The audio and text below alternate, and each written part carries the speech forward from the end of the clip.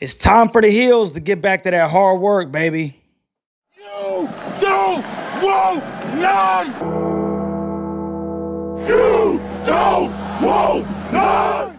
What's going on, Tar Heel Nation? It is your favorite North Carolinian, Russ, the Tar Heel. And in this huddle, we're going to talk about the number 3 North Carolina Tar Heels' little trip down to sunny South Florida to take on the Miami Hurricanes on the hardwood. And if you're asking yourself right now, bro, what's the deal with the headgear? Well, it ain't party season no more, bro. This isn't hangout headgear right now. It's time to put on the hard work headgear because that's exactly what these Heels need to get back to.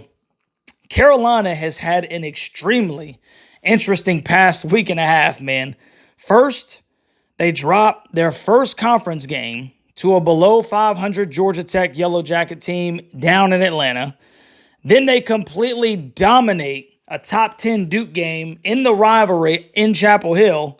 And then they follow that up with a lackluster performance against another middle-of-the-pack ACC Clemson team. Now, I'm not saying that Clemson team is not good, but to allow that team to come in there after that Duke game and beat us for only the second time on our floor since automobiles were a thing is just completely crazy, man.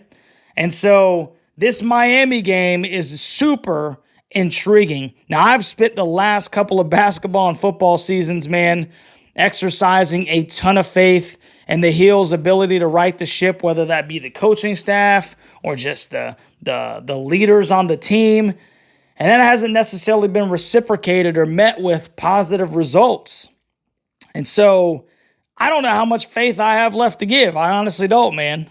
But I guess there's always hope. And that's exactly what I'm hoping for. I'm hoping that this was a stinking wake-up call. So, before we get into the nuts and bolts of this game, let's take a look at the updated ACC standings. And we can see clearly, obviously, that North Carolina sits atop the ACC at 10-2, but a resurging Virginia team is right behind them now at 9-3. Puke is 8-3. Wake and FSU are at 7-4.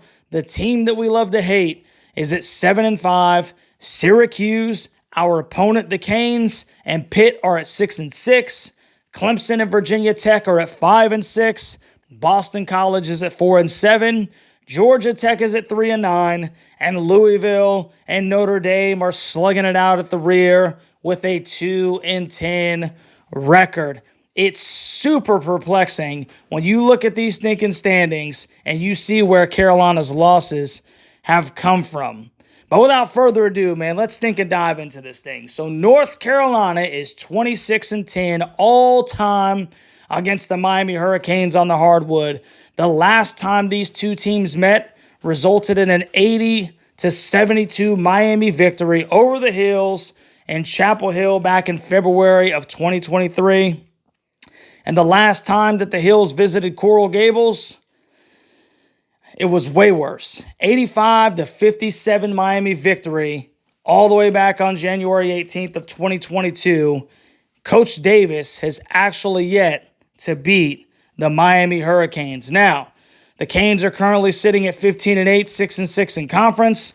They are 3-2 in their last 5 games with wins at Notre Dame, Pitt, and Virginia Tech. They have losses at NC State, and then that horrendous performance, their last game at Virginia, where the Cavaliers held them to 38 total points for the game. Now, the Canes are averaging 79 points per game themselves.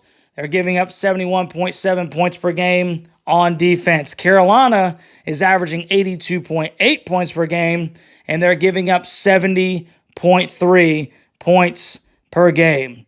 The Miami Hurricanes are led by head coach Jim Larinaga, who is 740 and 491 all time, with stops prior to Miami at American International, Bowling Green, and George Mason. And who can forget that 05-06 George Mason run to the Final Four?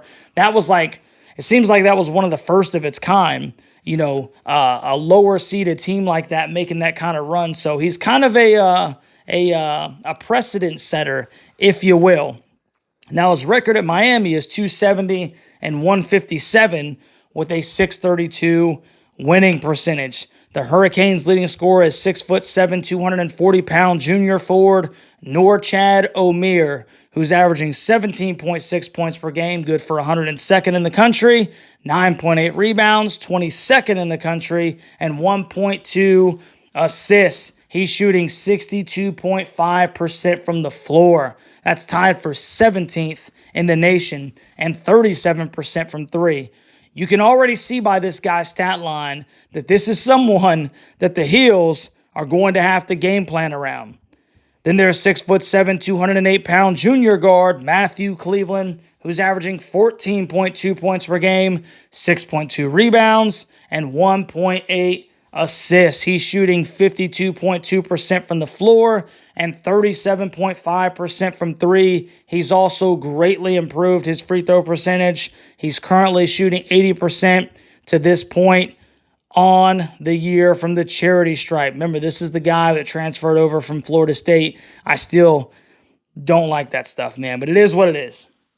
Then there's 185-pound junior guard Nigel Pack, who is averaging 14 points per game, 2.7 rebounds, and 3.7 assists. He's shooting 41.2% from the field and 36.8% from three.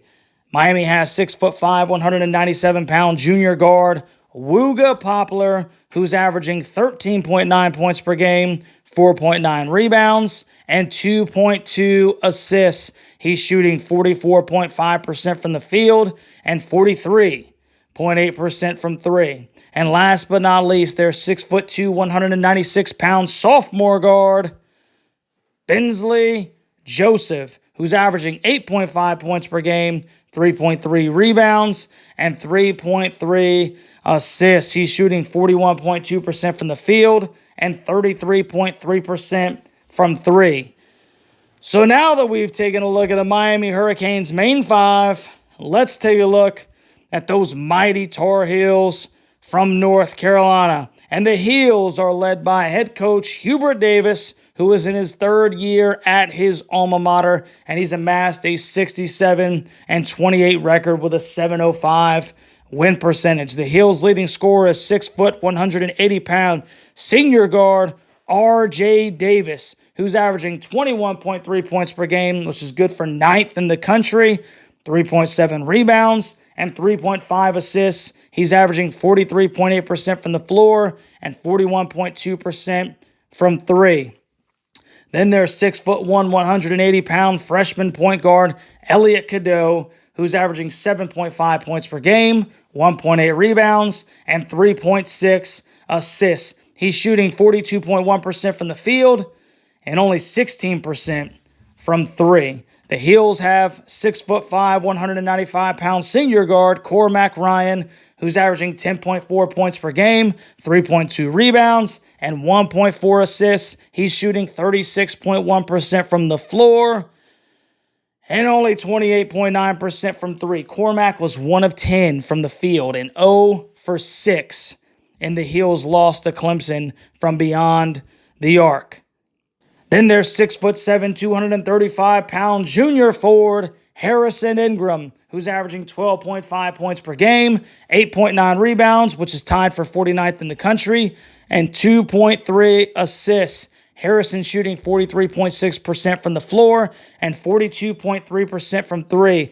And last but not least, the 6'11", 240-pound senior forward Armando Bacot, who was averaging 14.3 points per game, 10 rebounds, which is tied for 13th in the country, and 1.6 assists. He's shooting 54.7% from the field and 79.3% from the charity stripe. Mondo has completely turned up in his last two by posting back-to-back double-doubles with 20-plus points and 10-plus rebounds.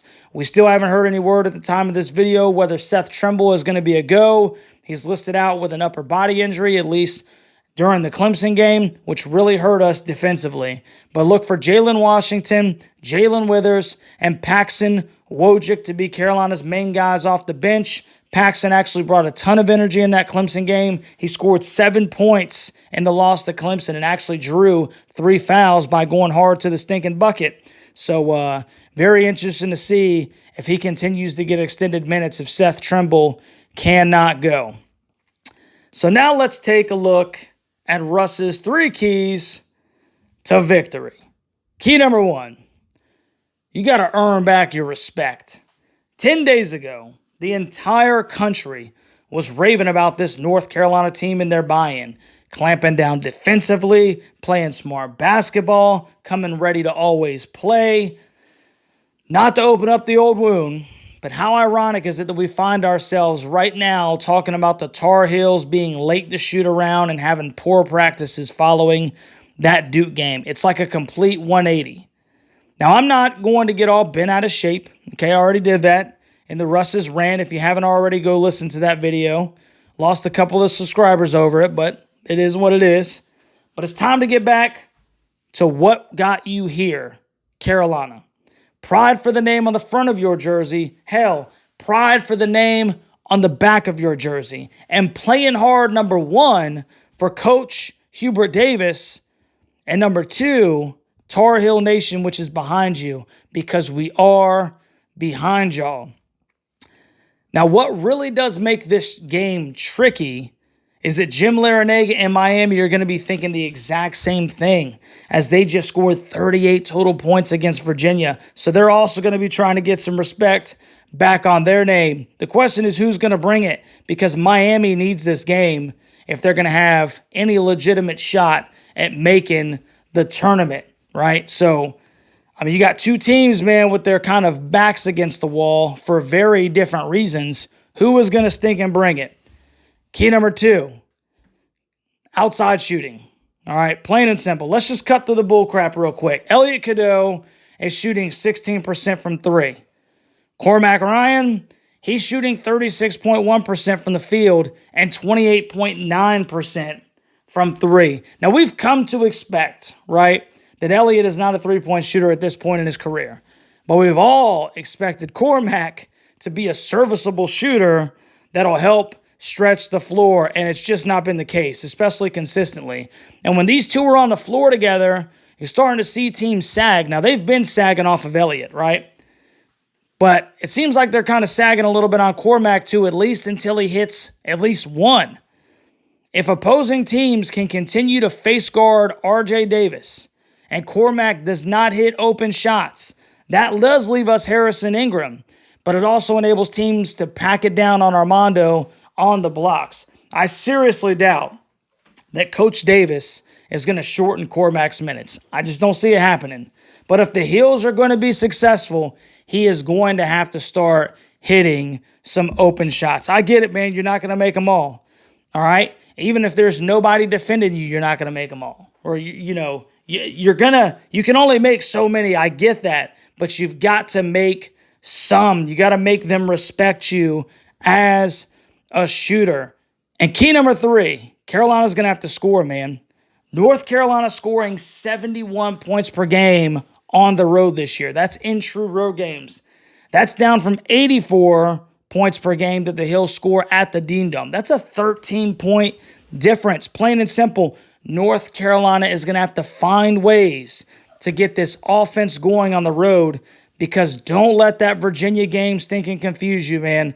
This Miami team is averaging 80-plus points per game outside of that one. And even though they haven't had the year that many expected them to have, the Canes can put it in the basket.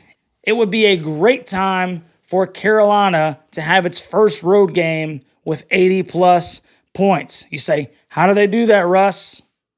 Well, look at key number 2. That'll lead us to Russ's score prediction. The ESPN matchup indicator gives the Heels a 63.7% chance at beating the Canes in Miami. And I'm just going to come out and say it. I have no idea. No idea where this team is mentally right now. The Georgia Tech game was an absolute shocker, but I thought we completely righted the ship after the Duke game, especially with the way we competed in that game. just to be completely hit with a counter hook in the jaw when they lost at home to Clemson, and then you find out later that they weren't fully engaged all week in practice. There are two ways that you can go from here. You can feel sorry for yourself and continue to bring your B game, or you can reinvigorate yourselves and approach this short road trip on a mission to get back to what's made you great. Unfortunately, after that embarrassing loss to Virginia by the Canes, they're also looking to bounce back. Who's going to bring it? I have to go with Carolina, bro. Armando, RJ, Cormac, these guys are seniors. This is it. And I have to believe, I've got to believe that they aren't going to allow this thing to crumble in their last ride. Give me the Tar Heels 81-79 with a confidence level of about 51%. So let me know what you think about this score prediction down in the comment section, Tar Heel Nation.